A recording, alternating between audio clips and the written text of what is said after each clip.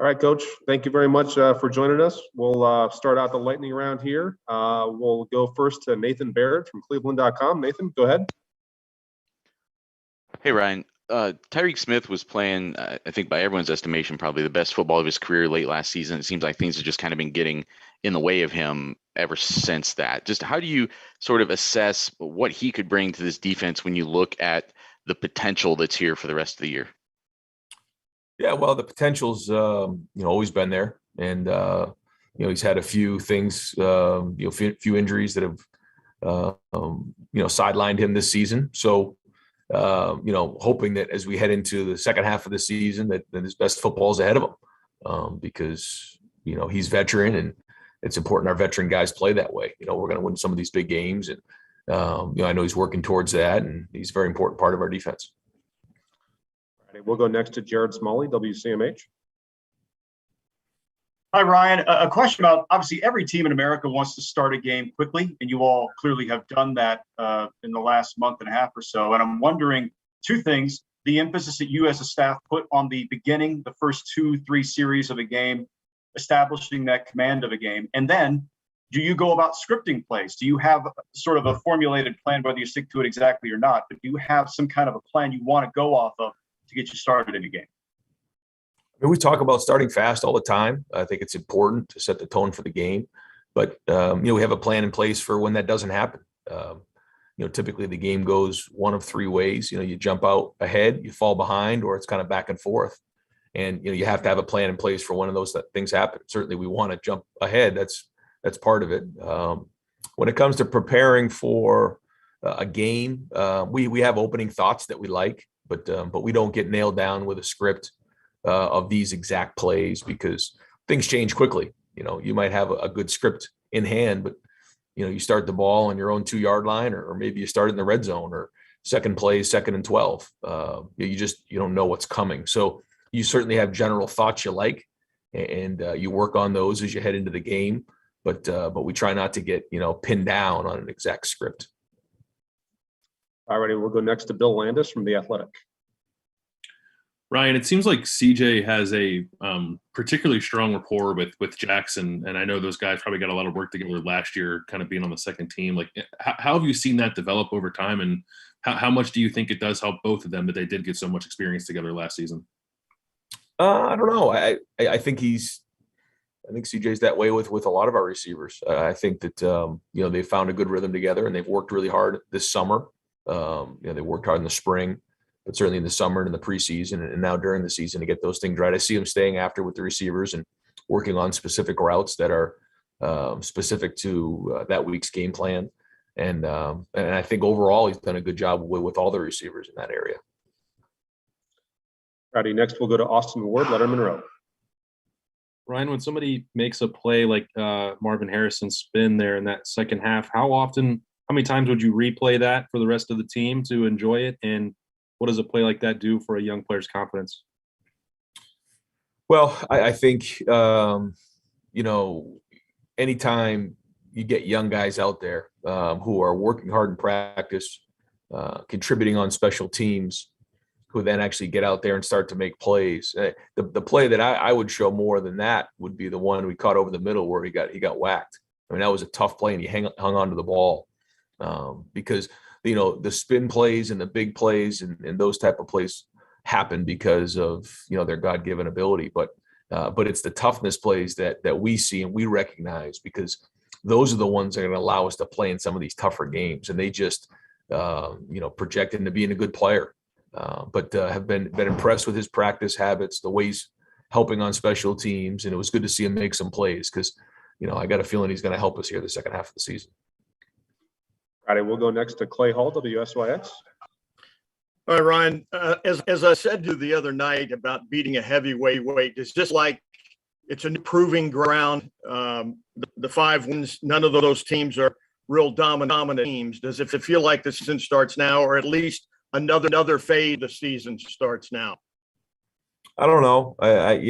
It's one game at a time, like you said, because if you're looking at it like a heavyweight fighter, like you said, you mess around one round and you get knocked out. So we can't look at it that way.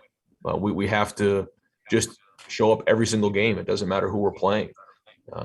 Penn State's a very good defense and will be a very big challenge for us, and we know that. And so, it's most likely not going to play out the way that the last few games have played out, or play out like any game that's happened before. We know that and understand that and have to adapt for whatever that means. But the focus just has to be on right now, and that means having great meetings this afternoon, having a really good Thursday practice, and then a great Friday walkthrough, and then being a competitive excellent Saturday night. And it goes back to the fundamentals and having the discipline to stay locked in, to maintain our confidence, but be disciplined enough and stay humble enough to understand that all it takes is one Saturday. And again, like, your season can be ruined. And that's something we always talk about, and we stay locked in on, and that takes discipline. Friday, next up, Bill Rabinowitz, Columbus Dispatch. I think you're on mute, Bill. There we go. How about now? Good. Sorry. Paris Johnson's obviously a big part of the offensive line success. How well is he playing? And what just generally stands out to you about him, either as a player or just a guy? Well, I think he made the transition from tackle to guard, and I was very impressed with that. First off, just his willingness to jump inside and say, I want to get on the field, not saying, well, I can only play tackle. First off, that really helps with his versatility moving forward, but it just shows you what type of teammate and leader he is. And I think he's learned very quickly. His feet are moving well. He's understanding the calls. He plays very, very hard. And so, as we play some of these, really good defensive lines, as we're about to do, those guys are going to get challenged more and more, and they're going to have to work through, the good plays and the bad plays. But as a whole, the offensive line, I think, has come together with some chemistry. I know that, Coach Stud wants them to play tough, and in Paris has done that so far. Friday, next, we'll go to Jeremy Birmingham, Lettermen Row. Hey, Ryan, obviously there's a number of calculated risks you guys take by bringing in a ton of official visitors in the first week of the visit period that we had in June. Some of that in the secondary specifically was that you were putting together a presentation of theory, basically, of how the defense is going to run with 3 safeties and that kind of stuff. Now, having a chance to have some of those kids returning, how important is it just for you as a program that the plan that you put in place is now visible to these kids, and that you can sort of mitigate some of the damage maybe that happened in the first couple of weeks of the season from other teams exploiting what looked to be a problem? Yeah, no, I think there's 2 things, for recruits I know that they're excited about. They're seeing that style of defense and what it can do, and how effective it can be. I think you're also seeing that, we'll play young players, and that if you're a young player who wants to play in this style of defense, at the highest level, if you're ready, we'll put you in there. And then we'll also develop you too. There's some guys that, it takes a year or 2 to get on the field, and that's okay too. So the best players are going to play. So I think they really appreciate that part of it and see the confidence that we're playing with. But I going back to your first point about, having a bunch of guys in June and early on in the official visit process, what that really allowed us to do was to gather information that we would typically get when we were in the schools. And it's been a long time since we had been in the schools. And so we hadn't met most of these people in person. So it was great to get them here. Very unique year because of that. When we were very aggressive early on to learn about what the right fit is, because now more than ever in recruiting, it's the right fit, for a lot of reasons. Certainly, that was a great opportunity for us to learn about a lot of these guys. So getting them back now is great because you're building that process. And that's something that would have happened naturally if, it wasn't for the pandemic. We would have had guys on campus more and more, and you would have learned and built those relationships, which I think we're doing now. And I feel much more comfortable about the class than I did, 6 months ago. Thanks. Next up, Dan Hope, 11 Warriors.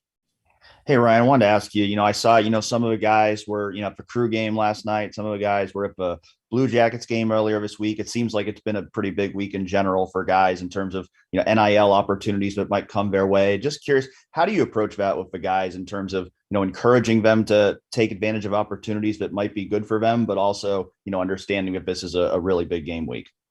Yeah, well, it's just managing your time like anything else. And, understanding that you have to get your rest and keeping things, and prioritized. And that's what discipline is. And that's part of this process. And it's the maturing. process, and they're being provided opportunities that we never had at this age, that any college athletes have ever had.